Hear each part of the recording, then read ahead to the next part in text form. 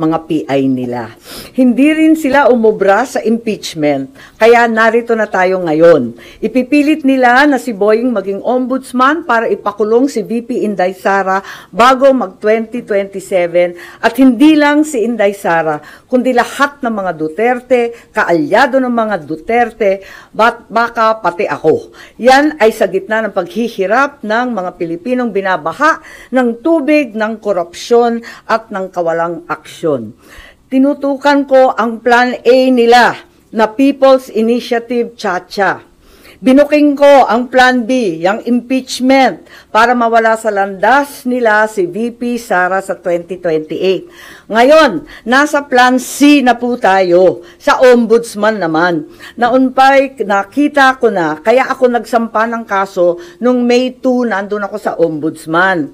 Kung hindi kayo titigil sa pamumulitika, mag-asaran tayo. Hindi ko rin kayo tatantanan. Para kayong mga kabayong na katapalodo sa 2028, 2026 pa lang ngayon. Napapabayaan nyo ang bayan sa kakaisip ng ambisyon at paraan paano nyo buburahin ang mga nakaharang sa mga maiitim ninyong plano.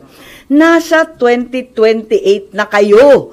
2026 pa lang. Paano makakaligtas at mabubuhay ang Pilipino 2026, 2027? Paano makakaraos? Hindi sila tulad ng mga buhaya na kaya sa lupa at lumalangoy sa baha, walang pakialam. Ngayon, ang OMB, bantayog ng katwiran para sa mga lingkod bayan. Pati ba naman yan, gusto ninyong baluktutin? Habang nagsusumikap ang lahat ng tapat, habang ang lahat ng Pilipino ay galit dahil gustong makakita ng tuwid, habang pilit naming nire-reband na tuwid ang sistema, eto kayo at pilit nyong kinukulot, binabaluktot, ginugulo. Ang OMB ay opisina, hindi parlor. Tigilan nyo yan. Ang mensahe ko naman kay bagong Deputy OIC Ombudsman Vargas ay simple lamang. Kung nayayanig ka na sa pressure, isabuhay mo na lang ang sikat ng kanta ni April Boy Regino. Kapag nariyan na ang suhol, itaas mo ang iyong dalawang kamay ng ganito at sabihin, hindi ko kayang tanggapin. Wala lang. Naloloka na ako. Yes po. Git ninyo na plano nila na kaya ilagay Secretary Boying Remulla sa ombudsman para ipakulong si VP Sara at mga ka-alyado niya. Ano yun, suspicion o may nakuha kayo na mabigat na information na pinagbasihan nyo? Yes, marami po tayong information na talagang dito patungo ang paghalal ng isang ombudsman na kaibigan natin dati pero hindi naman natin mapagkakailay. Ang labo-labo naman ng ganon. Kaya tututulan ko po at magtiisan po tayo. Hindi natin kakayanin yan at hindi dapat mangyari yan. Dahil klaro naman, hindi dapat politiko, klaro yung conflict of interest, hindi naman na maitatakwil na may kaso. So, 2 sets of cases against Secretary Boying Remulla presently pending before the Ombudsman. Kung paano siya magkakaroon ng clearance from the Ombudsman, pipilitin talaga, pinaltan na yung Deputy OIC na dati nariyan, si Deputy OIC Castillo, malamang ayaw mag-cooperate, kaya kung ano-anong paninira, nakikita natin sa online. Meron administrative case for grave misconduct and conduct prejudicial to the best interest of the service.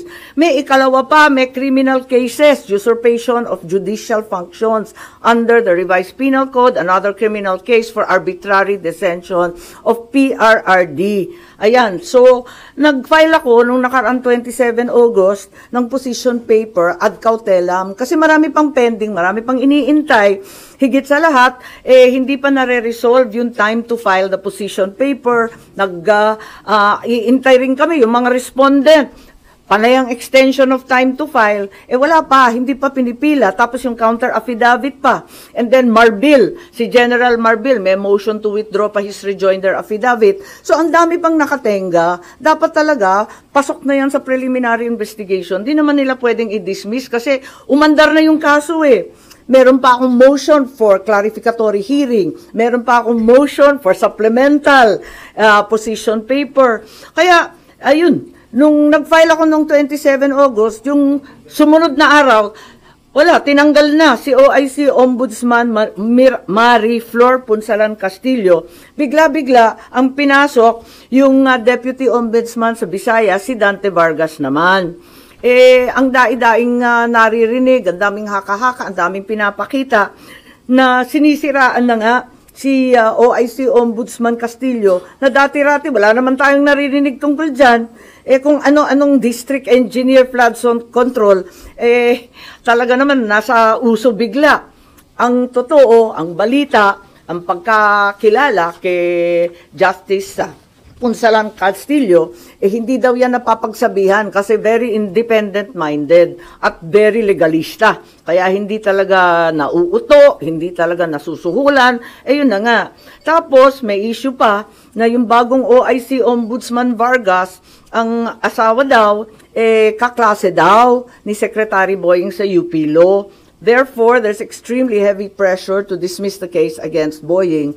At eto nga, na itong kaso ay madidismiss ngayong linggo. Bakit i-dismiss yan? Yan ang tanong ko. At ang balita, immediately executory ang ilalabas. It's also alleged that even though the time for filing of the motion for reconsideration has not lapsed, the OIC will nonetheless issue an ombudsman clearance para tuloy-tuloy ang pag-appoint kay Boying. It's very bothersome if the cases will be dismissed days after the position papers were filed. Kulang pa yung response galing sa mga respondent. Marami pang pending incident. I-dismiss. Ang dami pang nakatenga. Hindi ba nakakaduda yan? There is a very ominous reason, clearly, for Secretary Boying to become the next ombudsman. It's the new phase in the effort to get rid of VP Sara before 2028. And since the PI failed, the impeachment failed, therefore the third attempt is lawfare at its very worst. Imprison Inday Sara, all the Duterte allies, including myself, perhaps, to be harassed by cases with the new ombudsman. Plunder will be the name of the game, no bail, and imprisonment until 2028. I will be very, very surprised kung aabot si VP Sara na malaya kapag naupo itong uri ng ombudsman. Kaya ako, magpa-file ako ng opposition, pati sa JBC, dahil klarong-klaro yung conflict of interest, tapos magiging magulo. Kapag itong mga kaso sa PRRD arrest will be rendered ineffective. Halimbawa, if the OIC Ombudsman caves to pressure, dismisses na nga the cases, pati yung MR i-dismiss, mapupunta sa CA, sa Supreme Court, paano yan? Kahit i-reverse ng CA or Supreme Court yung OIC Ombudsman, orders the dismissal from service, declares he's perpetually disqualified. Paano ma-enforce yung desisyon na yan? Kung si Secretary Boying ay nakaupo ng ombudsman, he can only be removed by impeachment. It may not be amiss to inform the JBC as well as the present OIC ombudsman that we understand and commiserate with the unbearable, tremendous pressure to issue a clearance. That way, the JBC is apprised to scrutinize more carefully instead the circumstances surrounding the issuance of said clearance or certification, if and when that will be issued. Yun lang.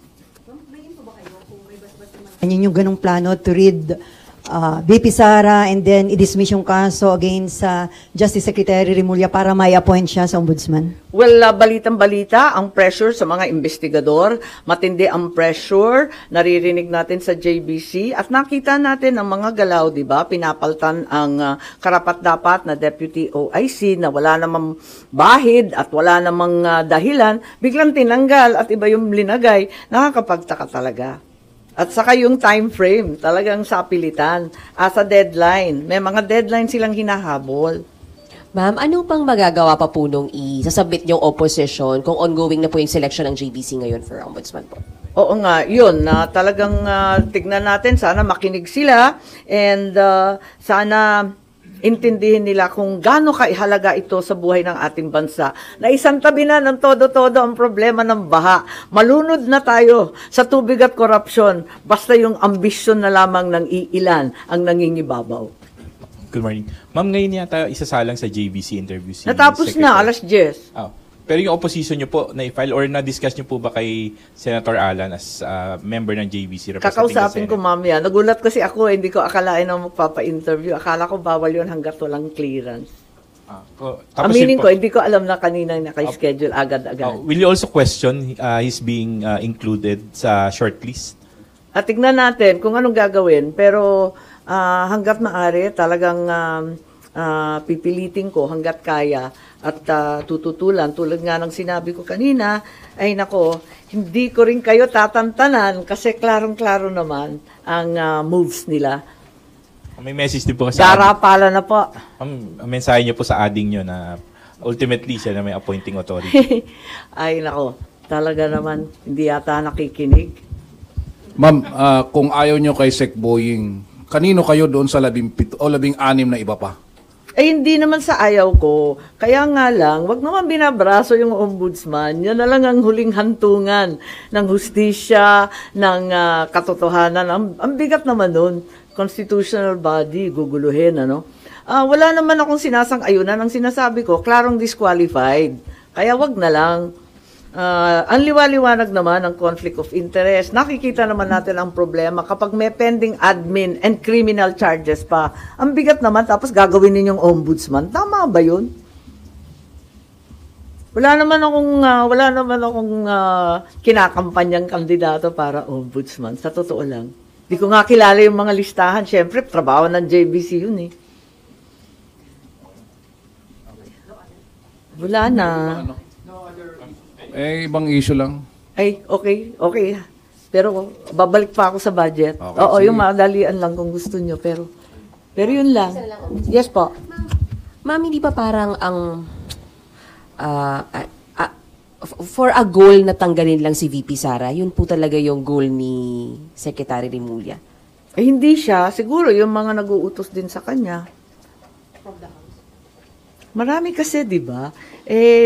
Di ba masyado nang maliwanag ang pattern. Noon sinabi ng iba na napaka-alarmist ko. Bakit ko binubulabog ang lahat tungkol sa PI? O ngayon, tignan natin. Tapos yung impeachment, palang maniwala na itutuloy. Ayan, tinuloy. Wala rin nangyari. Kaya nandito na tayo sa Plan C.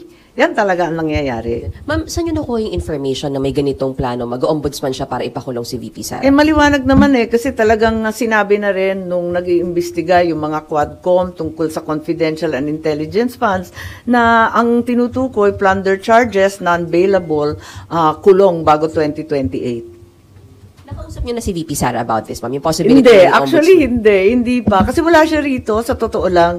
At sa dami ng problema nun, dadagdagan ko pa. Hanggat kaya ko, talagang hindi ko tatantanan to at mag-asara na lang kami. Pero, ma'am, sorry. Pero Yep. hindi naman po ang gusto ni VP Sara, di ba? Sorry? Masagot po, hindi lang gusto ni VP Sara, masagot sa proper forum yung mga charges laban po sa kanya. Tama. So, hindi ba parang o talagang si SOJ Remulla po yung bagong bala against her and the Dutertes po? Tignan nyo yung mga kilos nilang lahat, di ba? Doon patungo. Kung sana magkakaroon ng patas at makatotohanang depensa sa korte, kung papayagan siya, yun ang gusto niya. Pero kapag ganito, na brasuhan, may balitang suhol, ginagamit yung mga may personal relationship, pinapaltan yung walang kamalay-malay na justice. Kung ano-ano ang nangyayari, pipilitin ng JBC, i-interviewin. Ang bihira, hindi ba nahalata na brasuhan na talaga ito? Kaya sabi ko nga, kung ganyan at hindi kayo maawat sa pamumulitika, mag-asaran tayo, hindi ko rin kayo tatantanan. Considering yung composition ngayon ng JVC, maasa kayo na panggigan yung opposition? Oo naman. May mga nakausap na kayo na member? Wala. Hindi ako naglalabi, nakakahiya naman po. Magpa-file siguro ako. When are you going to file your opposition? ASAP, nagulat ako. Kanina, nag-interview eh. You only mentioned nyo rin nagagamitin yung mga arguments sa opposition. Oo. Tignan natin. Baka to follow na lang yung OMB clearance. Kaya nag-interview. Hindi ko alam. Alright. Thank you, ma'am.